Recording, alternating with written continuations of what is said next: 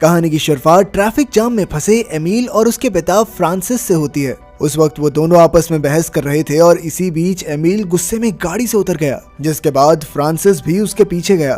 तभी उनकी नजर एक हिलती हुई एम्बुलेंस पर पड़ी, जिसके अंदर से किसी के चिल्लाने की आवाज भी आ रही थी। फ्रांसिस तुरंत ही एमिल को लेकर एक गाड़ी के पीछे छुप गया और तभी उस एम्बुलेंस के दरवाजे को तोड़ते हुए एक आदमी बाहर निकला, जो आधा इंसान और आधा पक्षी था। सिक्योरिटी ऑफिसर्स ने तुरंत ही उस म्यूटेंट को पकड़ने की कोशिश की, पर वो उन्हें धक्का देकर वहां से भाग गया। थोड़ी देर बाद फ्रांसिस और एमिल डॉक्टर से मिलने के लिए पहुंचे, जहां एमिल की मां लाना का इलाज चल रहा था। असल में वो भी एक म्यूटेंट में बदलती जा रही थी। पिछले कुछ सालों में दुनिया भर में कई लोग धीरे धीरे म्यूटेंट्स बनते जा रहे थे और अक्सर ये देखा गया था कि ये म्यूटेंट्स कुछ समय बाद काफी ज्यादा आक्रामक हो जाते थे। उधर सरकार भी इन्हें पकड़कर एक अलग जगह पर रखने में लगी हुई थी, ताकि उन्हें ठीक करने के लिए एक दवाई बनाई जा सके। ज्यादातर लोग म्यूटेंट्स से दूर ही रहना पसंद करते थे, जिनमें से एक एमिल भी था। पर फ्रांसिस ने उसे समझाया कि उसकी माँ अभी भी उनके परिवार का हिस्सा है। उस रात बाहर तूफान का मौसम बना हुआ था, जिस वजह से उनके घर की बिजली भी चली गई और इधर कड़कती हुई बिजली की आवाज से एमिल की भी आंख खुल गई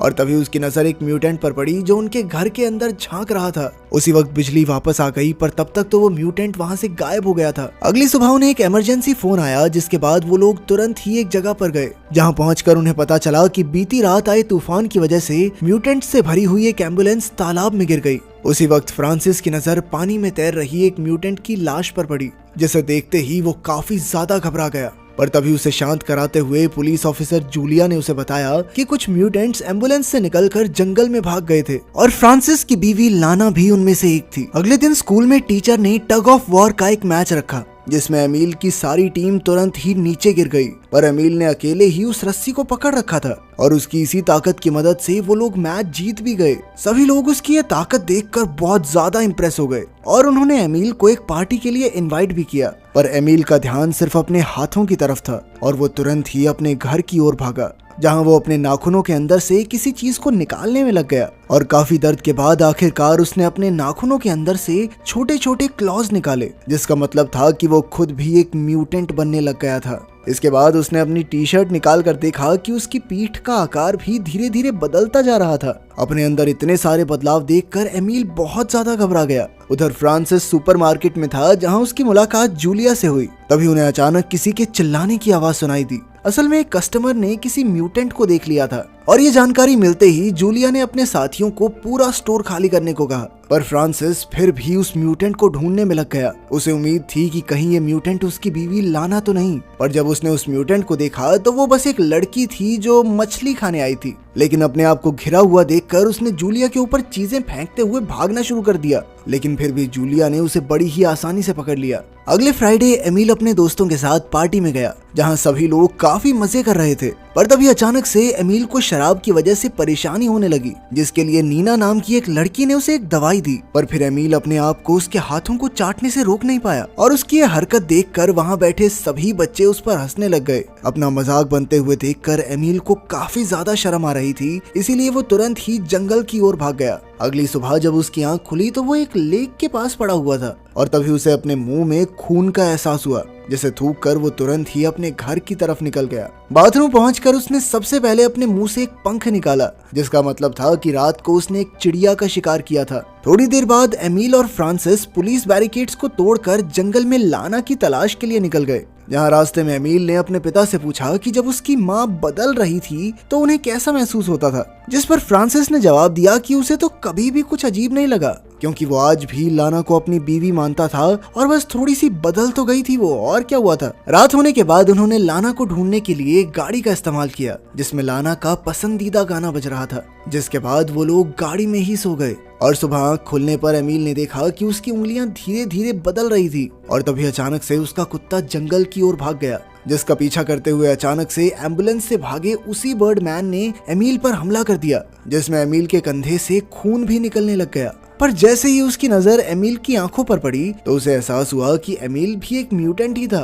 और इसीलिए वो वहीं पर रुक गया। पर तभी फ्रांसिस अपने बेटे को बचाने के लिए वहां आ गया, जिसके बाद वो एमिल को लेकर तुरंत ही वहां से निकल गया। रास्ते में फ्रांसिस ने हॉस्पिटल जाने की बात कही, जिसके लिए एमिल ने साफ इनकार कर दिया, क्योंकि वो जानता था कि हॉस्पिटल पहुंचते ही क्या होगा। उन दोनों की इस बहसबाजी के बीच अचानक से एक घोड़ा उनकी गाड़ी के आगे आ गया, पर फ्रांसिस ने सही समय पर ब्रेक लगाकर उसे बचा लिया। असल में वो एक राइडिंग स्कूल के पास पहुंच गए थे, जहां एक म्यूटेंट ने कुछ घोड़ों पर हमला कर दिया था और इसीलिए जूलिया और उसकी टीम भी वहीं पर मौजूद थी। और इसी मौके का फायदा उठाकर फ्रांसिस ने आर्मी डॉक्टर से एमिल के कंधे पर कुछ स्टिचेस लगवा लिए, पर कुछ ही देर बाद एमिल ने उन स्टिचेस को हटाकर अपना ही खून चाटना शुरू कर दिया। स्कूल के बाद घर जाते वक्त एमिल को अपने शरीर में हो रहे बदलाव की वजह से साइकिल चलाना मुश्किल हो रहा था, पर नीना ने उसकी मदद करने की पूरी कोशिश की, यहाँ तक कि वो एमिल को अपने साथ समय बिताने के लिए घर पर भी ले गई। नीना के घर से निकलकर एमिल तालाब में मछली का शिकार करने गया, जहाँ उसने अपने हाथों से एक मछली को पकड़ा।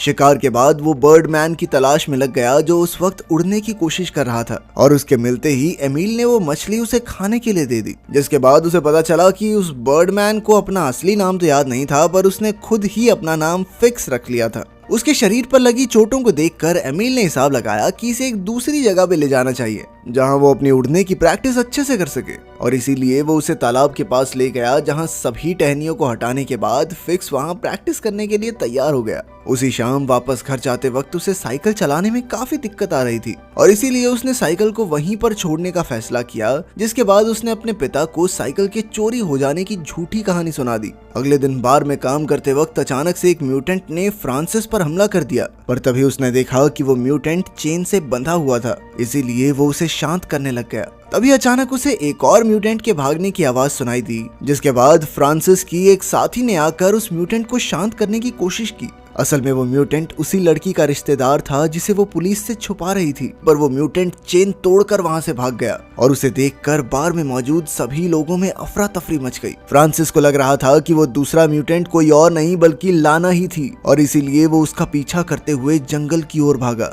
जहां उसकी मुलाकात एक बार फिर से अपनी पत्नी से हुई, जो अब पूरी तरह से एक भालू बन चुकी थी। अगले दिन स्कूल के बाद एमिल एक बार फिर से फिक्स से मिलने पहुंचा, जहां उसने उसकी कुछ चोटों पर मरहम पट्टी भी की, और उसी शाम फ्रांसिस जूलिया के साथ एक बार फिर से लाना को ढूंढने के लिए जंगल में गया, जहां उन्हें लाना का तो कोई सुराग नहीं मिला, पर जंगल में घूमते वक्त उनकी नजर एमिल की साइकिल पर पड़ी, जो एमिल के मुताबिक चोरी हो गई थी। घर वापस आने के बाद फ्रांसिस ने ध्यान दिया कि वॉश बेसिन की नाली बंद हो गई थी, तो जब उसने उसे खोलकर देखा तो उसमें कई सारे बाल और कुछ नाखून मिले, जिसे देखते ही वो समझ गया था कि एमिल के साथ कुछ तो गड़बड़ चल रही है। एमिल के घर वापस आने पर फ्रांसिस ने उसके सामने साइकिल और वो नाखून रख दिए, जिस पर एमिल ने कोई भी जवाब देने से इनकार कर दिया। जिसके बाद फ्रांसिस ने उसे तब तक घर से बाहर रखने का फैसला किया जब तक वो सारा सच ना बता दे। अपने पिता की ये शर्त देखकर एमिल ने वहां से भागने की कोशिश की, पर फ्रांसिस ने उसे तुरंत ही पकड़ लिया, जिसके बाद एमिल काफी देर तक रोता रहा। अगली सुबह एमिल सीधा प्लेट से ही खाना खा रहा था, पर फ्रांसिस ने भी उसे कुछ नहीं कहा।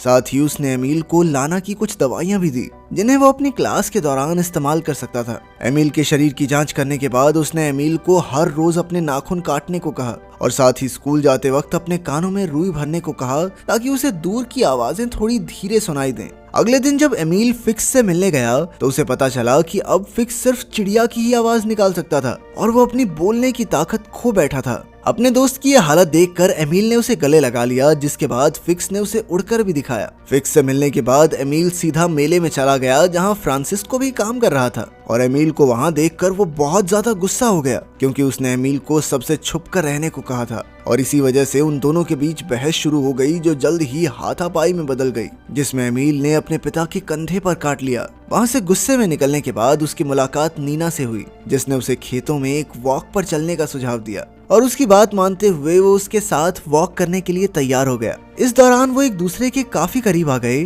पर जैसे ही एमिल ने अपनी टी शर्ट उतारी तो नीना की नजर उसके बदलते हुए शरीर पर पड़ी, पर नीना घबराई नहीं, क्योंकि उसके हिसाब से तो वो इस बारे में पहले से जानती थी। वापस आने के बाद जब एमिल बाथरूम में गया तो एक लड़के ने उसे घेर लिया। वो लड़का बताने लगा कि उसने एमिल को नीना के साथ खेतों में देख लिया था, जिसके बाद उसने एक खास डिवाइस से आवाज निकालना शुरू किया। ये आवाज एक ऐसी फ्रीक्वेंसी की थी जो सिर्फ जानवरों को सुनती थी और उस आवाज से एमिल को बहुत ज्यादा परेशानी हो रही थी और इसीलिए वो उस लड़के को धक्का मारकर वहां से भाग गया। लेकिन इसी बीच उस लड़के के मुंह पर खरोंच आ गई, जिसके बाद उसने सभी को एमिल के म्यूटेंट होने के बारे में बता दिया और ये खबर फैलते ही लोग अपने हथियार लेकर एमिल को ढूंढने में लग गए, जो उस वक्त डर के मारे खेतों में छुपा हुआ था। पर तभी एक कुत्ते ने उसे देख लिया और जैसे ही एमिल ने उसे भगाया तो लोगों ने उस कुत्ते की तरफ गोलियां चला दी। पर जैसे ही वो लोग एमिल की तरफ गोली चलाने वाले थे तभी फिक्स ने वहां आकर एक आदमी को उठाकर अपने पंजों से मार दिया, जिसके बाद वो जंगल की तरफ उड़ने लग गया ताकि एमिल भी उसके पीछे आ सके। पर तभी कुछ पुलिस की गाड़ियों ने भी उनका पीछा करना शुरू कर दिया, जिन्हें रोकने के लिए एमिल ने तालाब को पार करने का फैसला किया। पर फिर पुलिस वालों ने हवा में उड़ रहे फिक्स की तरफ गोलियां चला दी, जिसके बाद फिक्स सीधा जमीन पर आ गिरा। अपने दोस्त का यह हाल देखकर एमिल तुरंत उसकी ओर भागा, पर वो कुछ नहीं कर सकता था और फिक्स ने उसकी बाहों में ही दम तोड़ दिया। थोड़ी देर बाद फ्रांसिस और बाकी लोगों को फिक्स की लाश तो मिली, पर वहां आसपास एमिल कहीं नजर नहीं आया। अगली शाम तूफान की वजह से एमिल एक गुफा में जाकर छुप गया, जहां उसकी नजर उसकी ही तरफ आ रहे एक भालू पर पड़ी। पर उसके पास आते ही वो समझ गया कि ये कोई और नहीं बल्कि उसकी माँ है, जिसने बड़े ही प्यार से उसके साथ अपना सर लगाया और फिर उसे अपने साथ चलने को कहा। थोड़ी देर बाद वो लोग एक ऐसी जगह पहुंचे जहां बहुत सारे म्यूटेंट्स एक साथ रहते थे और तभी एक फ्लेयर शॉट उड़ता हुआ उस जगह पर आया, जिसका मतलब था कि आर्मी को उनके बारे में पता चल गया है। सभी म्यूटेंट्स ने वहां से भागने की कोशिश की, पर आर्मी ने उसी खास आवाज का इस्तेमाल किया जिस वजह से म्यूटेंट्स को बहुत ज्यादा परेशानी हो रही थी। उनमें से कोई भी म्यूटेंट वहां से भाग नहीं पाया और उन सभी को आर्मी ने कैद कर लिया। थोड़ी देर बाद पुलिस स्टेशन में फ्रांसिस ने गवाही दी कि एमिल तो नशे की हालत में वहां पहुंच गया था, जिसके बाद पुलिस वाले ने जमानत के लिए एमिल के साइन मांगे। पर एमिल का शरीर अब इतना बदल चुका था कि वो पेन को पकड़ ही नहीं पा रहा था। उसने गलती से कागज को ही पकड़ लिया और फिर जैसे ही पुलिस वाले ने उसे दूसरा कागज दिया तो एमिल उस पर ही गुर्राने लग गया, जिस वजह से फ्रांसिस के पास उसे धक्का मारकर बेहोश करने के अलावा और कोई चारा नहीं था। पुलिस वाले के बेहोश होते ही फ्रांसिस ने खुद उस पेपर को साइन किया, जिसके बाद वो एमिल को वहां से लेकर निकल गया। पर थोड़ी ही देर में बहुत सारे पुलिस वालों ने उनका पीछा करना शुरू कर दिया, लेकिन फ्रांसिस ने एमिल को वादा किया कि वो किसी भी हाल में उसे कैद में नहीं रहने देगा। जिसके बाद फ्रांसिस पूरी रफ्तार से गाड़ी जंगल की तरफ ले गया, जहां उसने एमिल को आजाद कर दिया। अगर वीडियो पसंद आई तो लाइक कर देना, चैनल को सब्सक्राइब कर देना। मिलते हैं अगली वीडियो में।